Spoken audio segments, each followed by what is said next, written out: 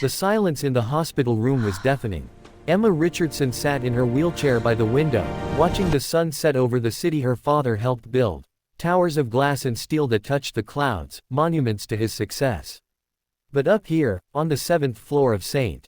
Michael's Medical Center, those achievements felt like distant stars. Today was her 16th birthday, and she was utterly, devastatingly alone. A single balloon, deflated now, sagging against the sterile white wall, was the only evidence that someone had remembered. The nurse who'd brought it that morning had smiled apologetically. "Your father called," she'd said. "Emergency board meeting in Tokyo. He said he'd make it up to you."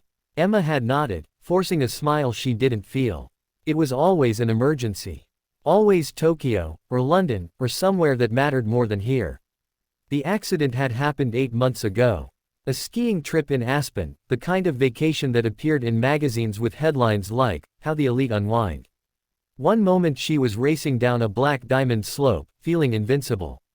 The next, she was waking up in a hospital bed, unable to feel her legs. Her mother had died when Emma was 7. Now it was just her and her father, Richard Richardson, CEO of Richardson Global Industries, a man who could move markets with a single phone call but couldn't seem to find time to sit with his daughter on her birthday. Emma wiped away a tear, angry at herself for crying. She'd promised herself she wouldn't, not today. That's when she heard the knock. "Housekeeping," a gentle voice called.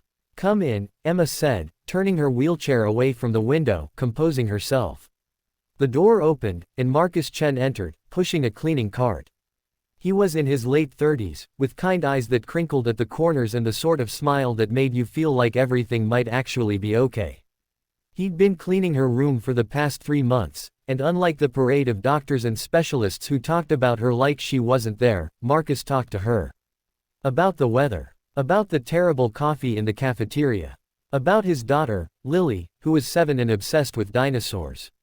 "Evening, Emma," Marcus said, then paused. His eyes landed on the sad balloon, then traveled to the untouched birthday cake on the bedside table, another delivery from her father's assistant, chocolate with raspberry filling, from the most expensive bakery in the city. "Wait, is today?" Emma nodded, trying to keep her voice steady. "Sweet 16. Marcus's expression shifted, a flash of something that looked like pain crossing his face. He glanced at the clock, 7:47 p.m. His shift ended at 8 o'clock. Then he looked back at Emma, sitting alone in that oversized room, and something seemed to settle in him, a decision made. "Tell me something," he said, parking his cart by the door. "You allergic to anything? Peanuts? Shellfish? Fun?" Emma blinked. "What?" "Because I'm about to break approximately 17 hospital rules, and I need to know if any of them might actually kill you." He pulled out his phone, typing rapidly. "My daughter's at my sister's place tonight. They're 20 minutes away. But if you're okay waiting a bit, I think we can turn this around." "Marcus, you don't have to." "You're right. I don't have to." He met her eyes, and Emma saw something there she hadn't seen in months. Someone who saw her as a person, not a patient or a responsibility or a reminder of tragedy. "But I remember being 16. And I remember my daughter's 7th birthday last year, her first one after her mom left. I know what it feels like to have the people who should show up just, not." Before Emma could respond, Marcus was on his phone. "Hey, Lily Pad, listen, I need your help with something important. You know that birthday crown you made in art class?" What happened next was nothing short of magic.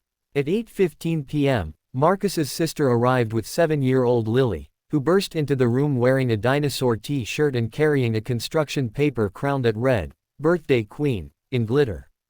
Behind them came Marcus's sister, Maria, with a warm smile and a bag of decorations from the dollar store.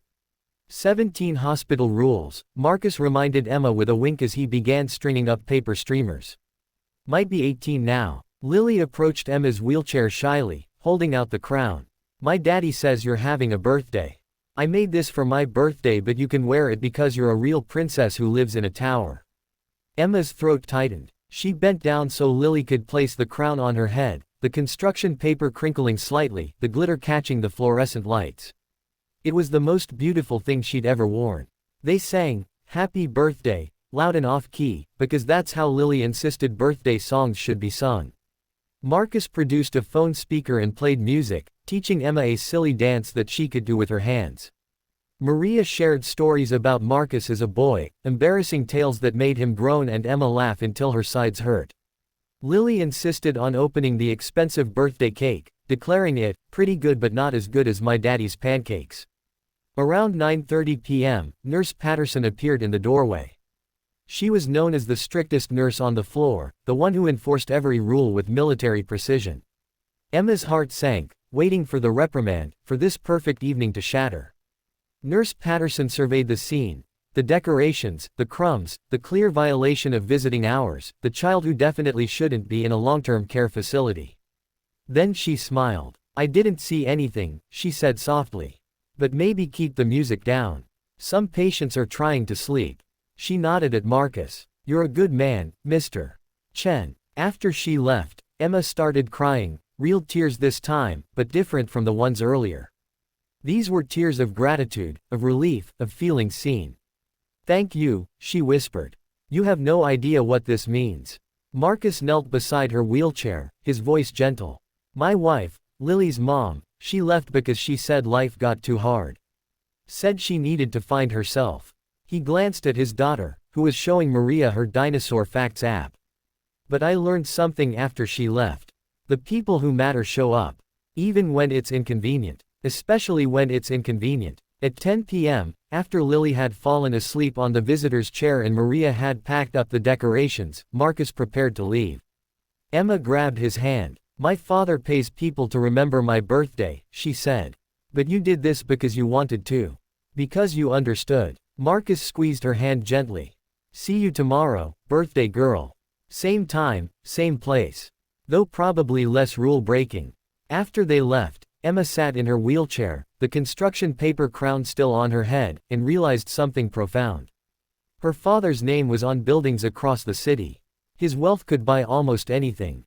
But Marcus, a janitor working 2 jobs to support his daughter, had given her something infinitely more valuable: the gift of being remembered, of mattering, of not being alone. The next morning, Richard Richardson finally arrived, rushed and apologetic, carrying an expensive necklace and promises to make it up to her. Emma accepted the gift gracefully, but when he asked about her birthday, she told him about Marcus, about Lily's crown, about feeling like she mattered. For the first time in months, she saw her father really listen. 3 days later, Richard Richardson made a call. Marcus was offered a position in the building management department at Richardson Global Industries, with a salary that meant he wouldn't need 2 jobs anymore. It came with college savings for Lily and health benefits that actually covered what they needed. But more importantly, Emma had a friend. Someone who understood that sometimes the most powerful thing you can do isn't moving markets or building empires. It's showing up for someone who needs you, even when nobody's watching, especially then.